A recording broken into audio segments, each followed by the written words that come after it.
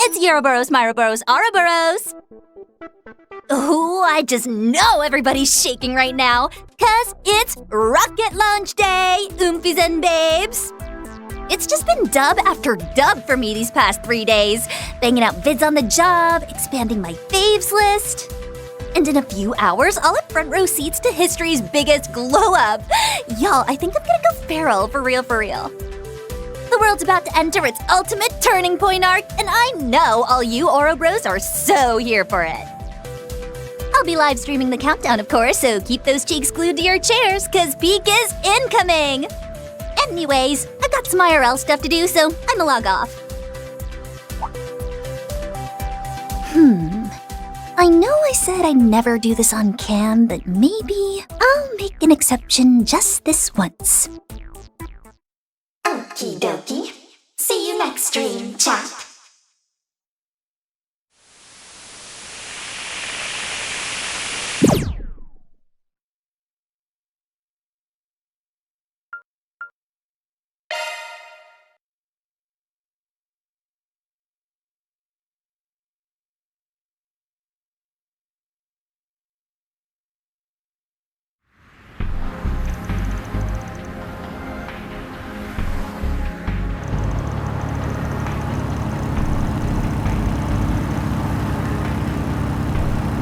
And now a traffic update. Currently, the autobahns between Edith and Anchorville, as well as Edith and Longport, appear to be relatively clear in both directions. However, owing to the rocket launch planned for this afternoon, the outbound route from Edith to Longley is currently backed up for 50 South. As this congestion is likely to escalate and repeat on the route back this evening, caution is advised for those heading to Eastern Calvert. Next up, we have a report on the Republican Army's joint mock exercises, also scheduled for today. The presidential office states they will be done to assist Project Startaker for a prompt response to falling debris in the event of a failed launch. It sounds like the Air Force and Army are finally on the move now that they're just under 3 hours before launch. Yes. Evidently, we can no longer take these joint mock exercises at face value.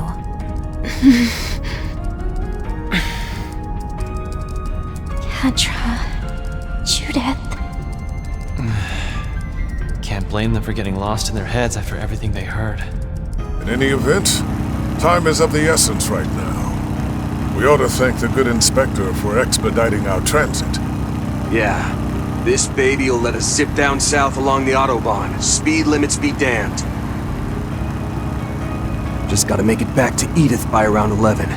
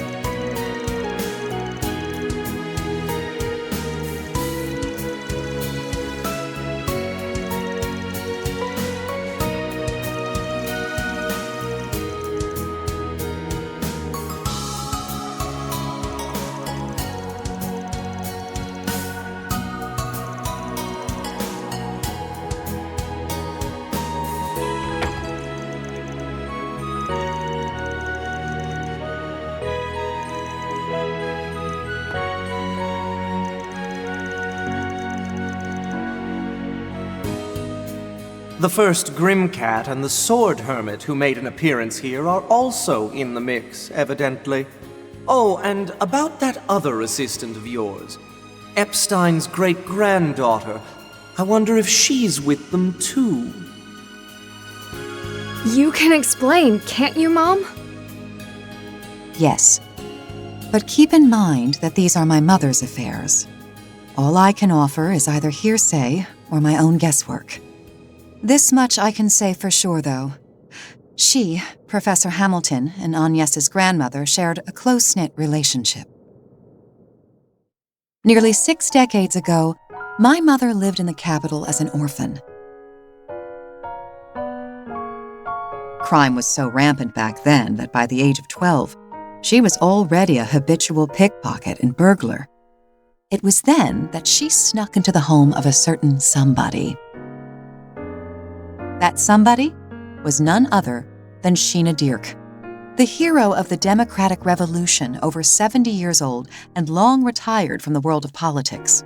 She played on her piano a melody that drew my mother in, ridding her of all notions of thievery. A series of events later, the two had bridged their multi-generational divide, becoming close friends. From what I gather, it was through Sheena's instruction that my mother discovered a new side of herself as a chansonnier. Not long after, Professor Epstein arrived from Le Mans State at the Republican government's invitation. They had brought him in to design Trion Tower, during which time he stayed at Sheena's residence. In order to select and survey potential locations for the tower's construction, he had my mother, who was familiar with the capital, act as his guide. Shortly thereafter, his disciple Latoya and foster daughter Lilia also came to join him in the Republic. Though this threw my mother off at first, she and the girls soon took to one another, and before long, a site for the tower was decided. As a reward for her help, Professor Epstein gifted my mother the Fantanox compact. If I had to guess, that little transformation tool may have been created using the same technology he used to work on the Genesees. That's likely the reason it reacts to them every now and again. In any case, my mother accepted the compact despite her hesitation, kicking off our family tradition of working double lives. As for Latoya, Lilia, and the professor, they continued to keep in touch even after returning to Le Mans State.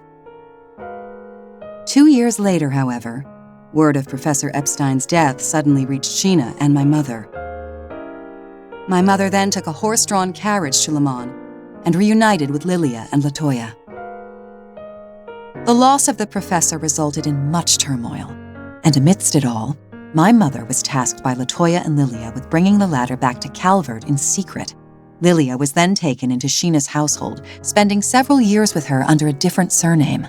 When Sheena eventually passed at the age of 80, Lilia, with my mother's aid, learned to fend for herself at 18 and began living on her own. From then until the day Lilia left this world at age 46, she and my mother supposedly remained the best of friends. And included in their circle, I'd wager, was Latoya Hamilton, the only one of the 3 disciples who knew the truth.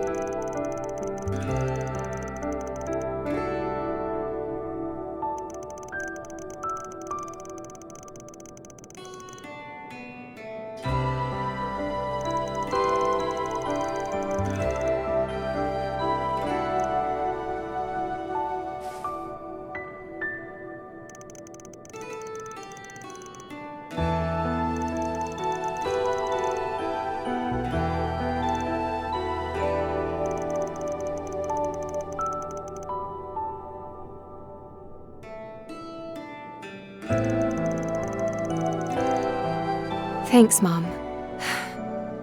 We'll hear the rest straight from Grammy's mouth. As you ought to.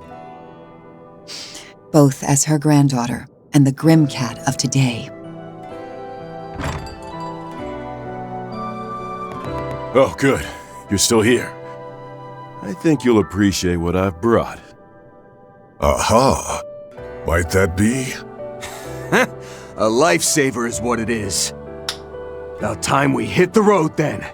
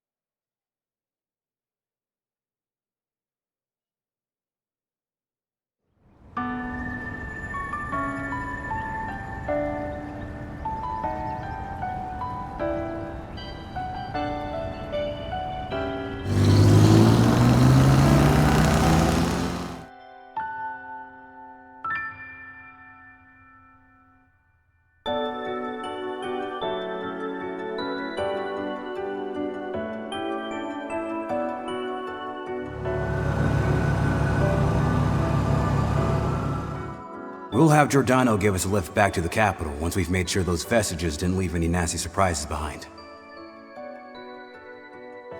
We can fill Bormati in on the details too, so you guys just focus on getting to Agnes, okay? Me? I plan on hitching a ride myself, right after my checkup at noon. Anything to vamoose before those debt collectors catch my to lend you kiddos a helping hand.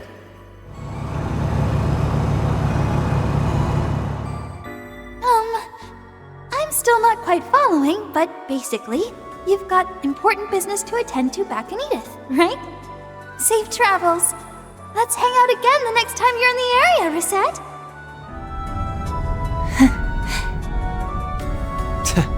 What my asswipe of a dad does means F all to me. The Oathbreaker pulling his smarmy nose out of her crap, though? Now that was a twist. No kidding. Well then, with the face beneath the mask confirmed, it's my cue to pack it in and bow out. Don't take this as your reward for the 4 SPG. But I'll keep an eye on these parts in case those dregs try to pull a fast one. For today, at least. Guy must have had some hang-ups from his old job at the Order of the Moonlight Horse. Anyway, sounds like the other enforcers are in the wings, so we'll let him play sentry in the meantime. On that note, it's a small surprise you opted to tag along with us. Hardly. I'm pretty positive Ix already skipped town anyway. Besides, you put a lot of work in for my request. I've got to make that up to you on some level. Yeah? In that case, the more the merrier. A girl of integrity after all, I see. We're happy to have the extra firepower, too. Definitely. Right now, getting to Agnes and Renne takes precedence. Bad news, though. Both of their Zyphus are completely isolated from the network. The only explanation that comes to mind is that they're in some kind of special, signal-restricting environment. That figures. It's the same with Grammy. But that aside, Katra... You holding up okay about your own grandma? I am. Finding out Kevin has been after her all this time did come as a shock, obviously. But she has more than a few allies, and my gut tells me Swin and them have their own plans brewing.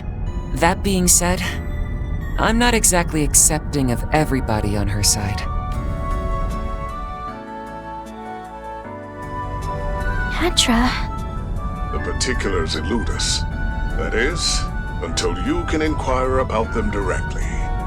My thoughts exactly. I have a hunch we'll get a chance to make contact after the launch is over. One way or another. Young and Essie are probably ready to act too, so... all I can do now is stick to the Spriggan way. Listen to you, talking the talk. Do allow us to assist when it comes time to walk the walk, as it were. Yeah. Besides, this is Professor Hamilton we're dealing with. No way she doesn't have her reasons. But first, we need to meet with Agnes and Dominique and see what they know. No need to tell us twice. You said it. This time, I'm gonna be the one grilling Grammy for a change. Bermati's already on the case, so a lead is sure to follow soon.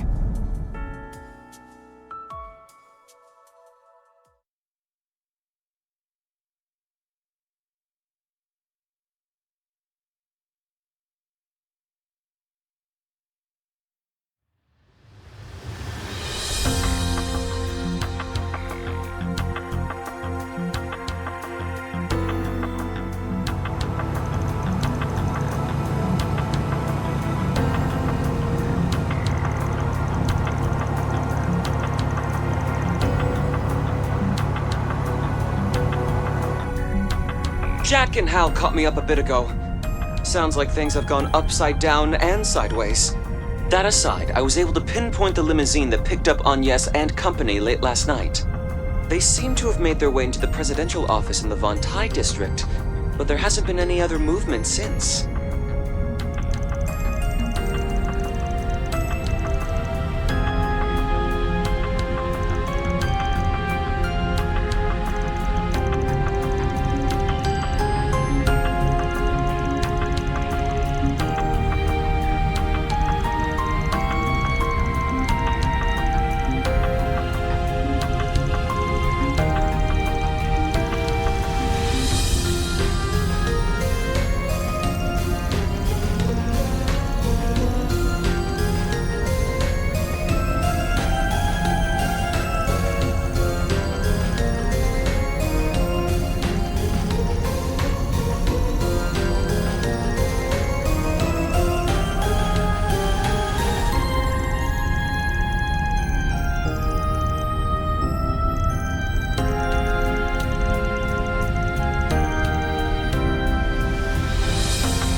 Adios almighty.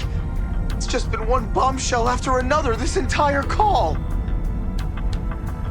When Inspector DeSwanee reported the Anchorville case as more or less closed, we figured that was that. But then he ordered me to work together with you. And now, here I am patching into some confidential secret share-a-thon.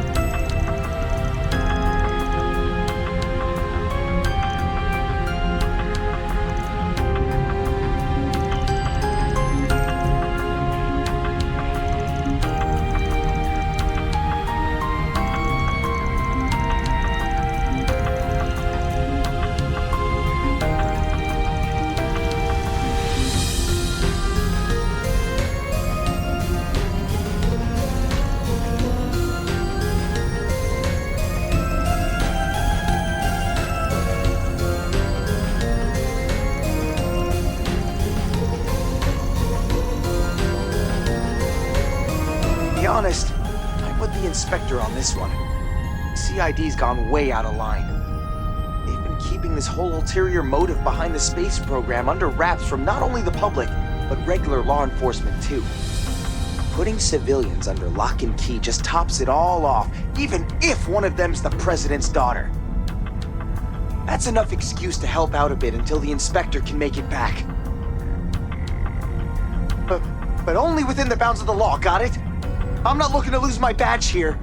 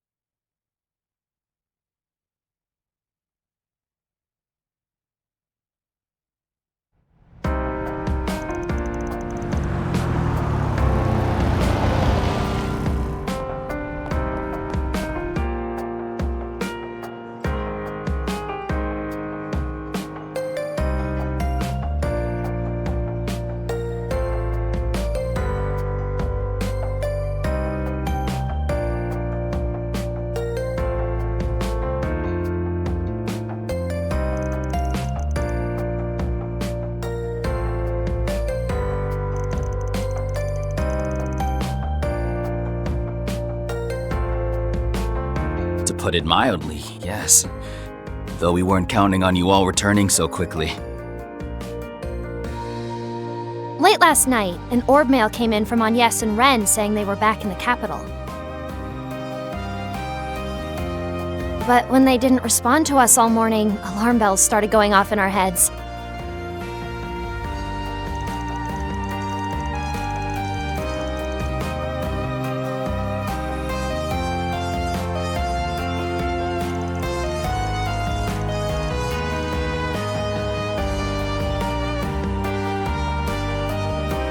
That's right. Just have a look for yourself. Testing. 1, 2, 3. No interference, even while under shard soundproofing. All right, this should do. Sorry, Odette. You too, Albert. I did try to send this directly to Van at first, but the main channels around the capital are completely blocked off, so I decided to use a land bypass instead. Please deliver this video to Van and them if possible. They should be arriving from Anchorville right about now. For the moment, try visiting Monmar in the 8th District. Oh yes, and let me give you the address of his go-to informant.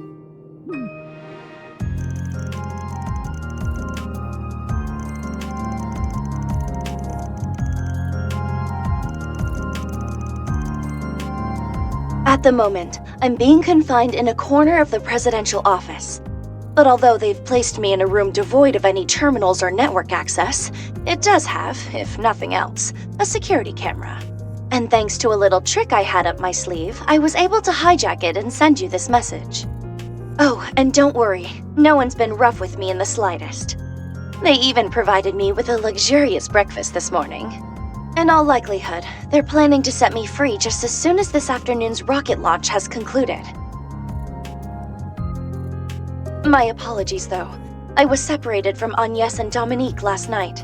It seemed as though they had some sort of discussion with the president, but I wasn't able to catch it on the interior surveillance system.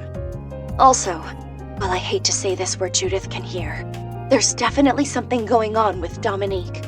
Judging by a rather disquieting exchange between her and Kincaid, could it be that she has a connection to Professor Hamilton? What's more, those white replicas are apparently the professor's work. I'm still wrapping my head around it, but it must be doubly hard on you, Katra. Now, on to the main concern. I don't believe Agnes has been taken very far away. To start, the president has no plans to leave Edith. That would suggest he is seeing his plans through from somewhere in the vicinity. You may think, if not here in the presidential office, then perhaps the ruling party's headquarters, or else the capital's garrison, which you've previously visited. Wrong on both counts. It's bound to be a confidential location beyond the likes of either of those. For example, a place easily accessible from the head of state's official residence and capable of sustaining attacks from weapons of mass destruction. Here's a shot in the dark. Maybe the presidential office has an underground sector of sorts. I doubt I can keep the wool pulled over their eyes for much longer, so this'll have to end here. Be seeing you soon. Oh, and don't forget the birthday party arrangements. Agnes's presents won't get themselves.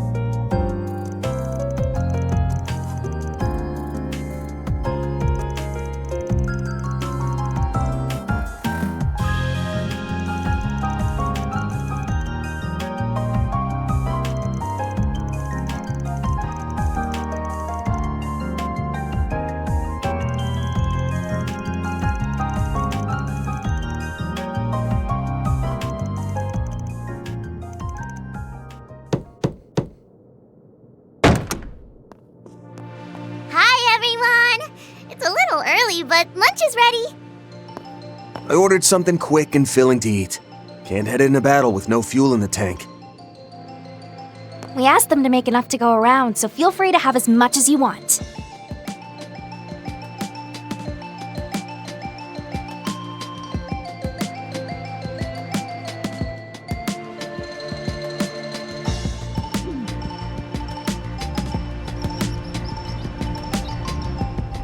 Never seen you rush out this soon after coming home.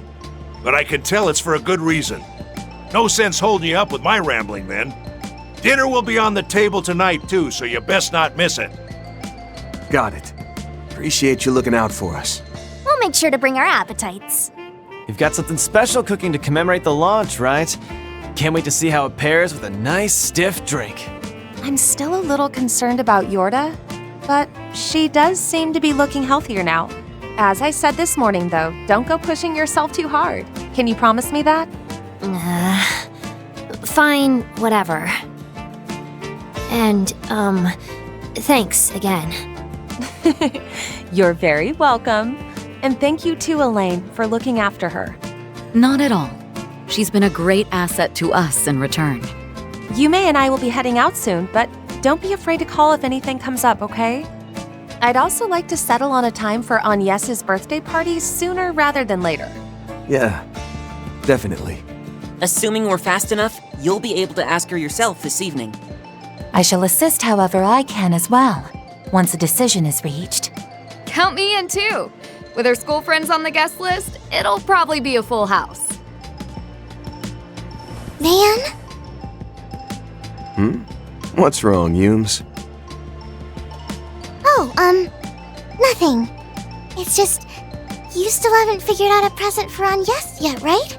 I'll help you pick something, but you gotta come back so we can go together.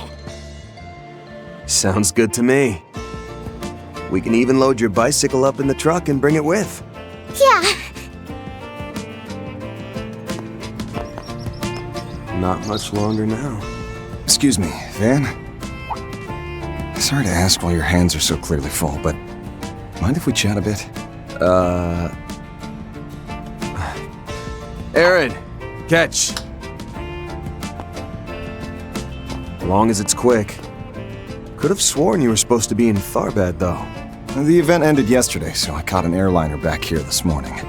The thing is, well, I'm just about to go to a launch viewing in the 3rd District with Yume and Paulette. She and Victor already gave me their blessings on this, but basically I plan on telling Yume about me being her father today. Maybe I'm jumping the gun, though. What do you think? Is it too soon? I'd say it's a great idea. You go for that gold, Mr. Champ.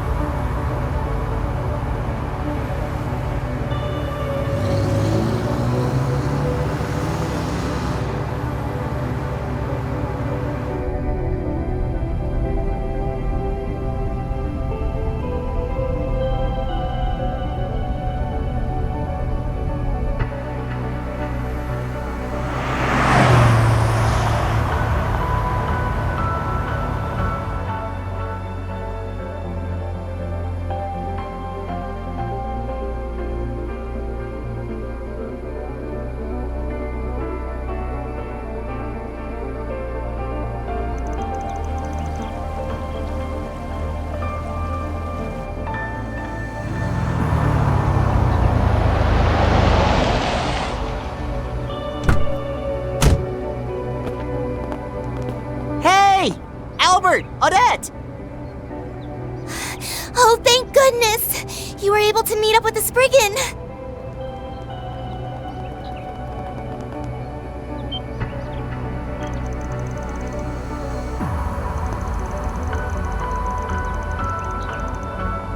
Give me a break. You don't get to act all surprised after that call you made right before we boarded the train.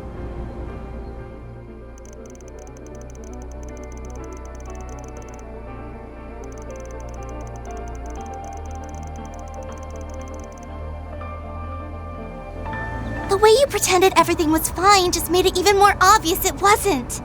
That's why, after discussing between ourselves, the three of us decided to cancel our trip. We figured that maybe there was something we could do to help. Then they came to hound me about it, so I went ahead and brought them here. Could be they're just not willing to turn their backs on this. I know I can't when it comes to Renne. Well, duh! Agnes and us are tight! Just think of how hard we worked on the school festival together. Oh, Lyle. You weren't even on the festival committee. I guess being classmates gives you an in, though. We'll stay out of this if you don't need any more hands on deck, but otherwise, all you have to do is give the word.